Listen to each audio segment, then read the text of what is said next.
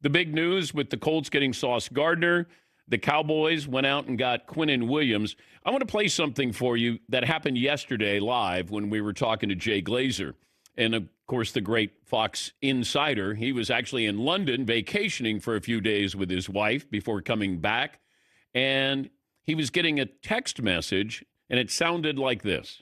Checking your phone for trade info? I'm getting a call actually now saying, guy asked me, what do you think about Quinnen Williams? Last second here, might have a shot. So, great dude. Love the guy. So are the Jets selling? Well, they were kind of like, hey, you got to make us a huge offer, blow us out of the water, but maybe somebody's willing to do something like that. Yeah, maybe somebody like Dallas was texting Jay Glazer. And Jay said, look, teams will use me as sort of a liaison or intermediary. Hey, can you inquire about this? Therefore, they're not asking the team. They're asking Jay, hey, is he available? Just like Max Crosby. If you're the Raiders, you're going to hold on to Max Crosby. Love Max Crosby, but what are you doing and where are you going? Now, I thought that maybe if Geno Smith played as he has in the previous years, and maybe Ashton Genty played well, Bowers is really good. You got Max Crosby and Pete Carroll. I thought it was a recipe for maybe a 500 team, a little bit better, maybe a little worse than that, but being competitive. And you're not.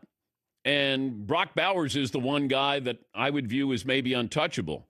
Because what can I get for Max Crosby? If you're going to get a couple of first-round picks for Quinnen Williams, you're going to get a couple of first-round picks for Max Crosby.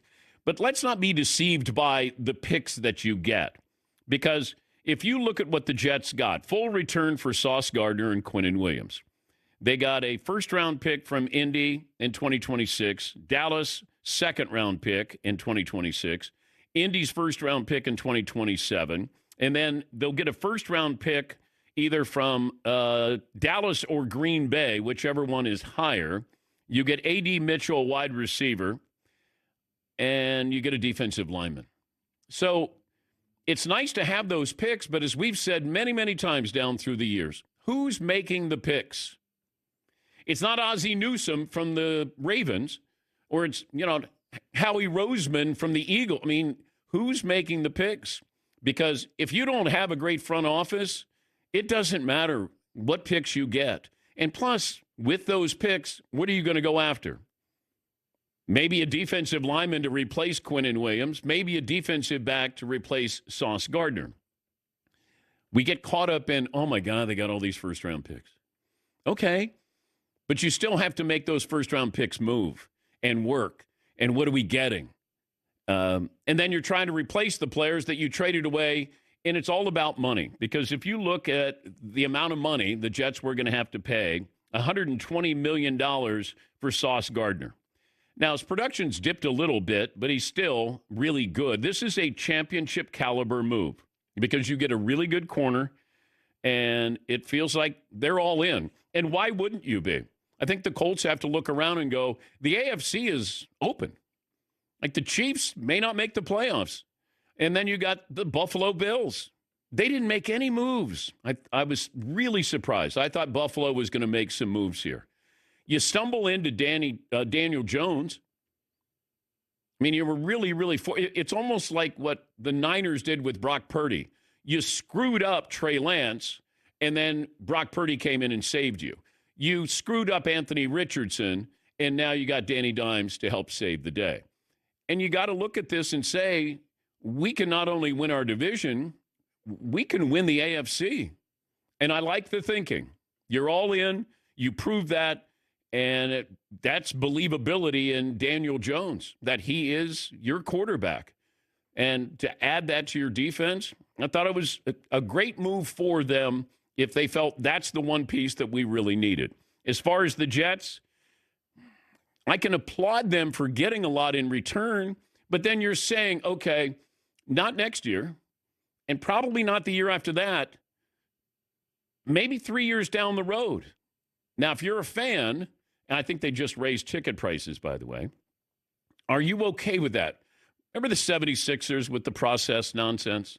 Oh, it's the process. It's the process. It's the process.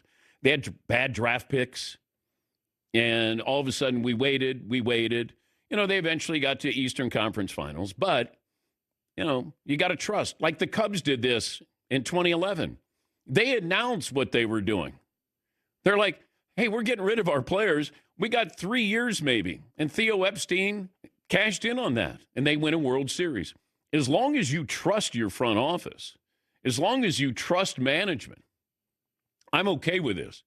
Would I be trusting the Jets? No, I would not. I don't know about Aaron Glenn as a head coach. They need a quarterback. Oh, I know it's going to be a quarterback-rich draft, like every quarterback, draft is. Oh, you can get your quarterback. I don't know about that. But you're going to get these draft picks, and how good are they going to be? Who's drafting? That's the key. The Cowboys getting Quinnen Williams, okay. I mean, I like him. And I did say yesterday, don't make a move that's now.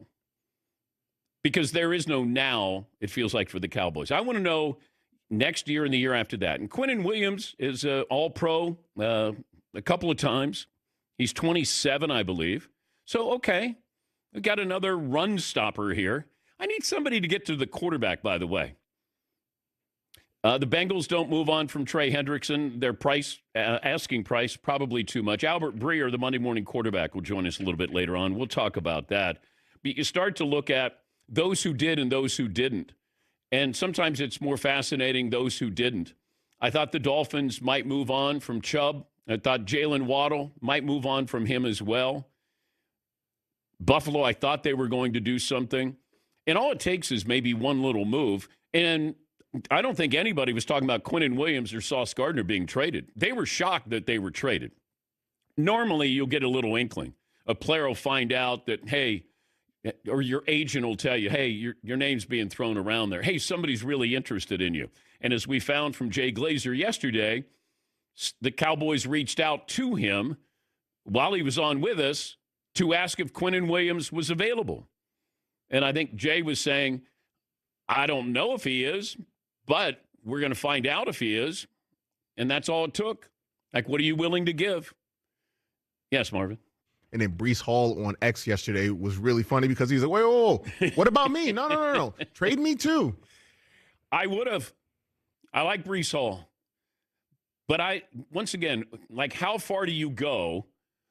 Now, if you're a Jets fan, do you go, well, at least we got Garrett Wilson and Breece Hall to go watch play? That's the hard part. Because if you're a true fan, you're not walking away from your team for 2 years.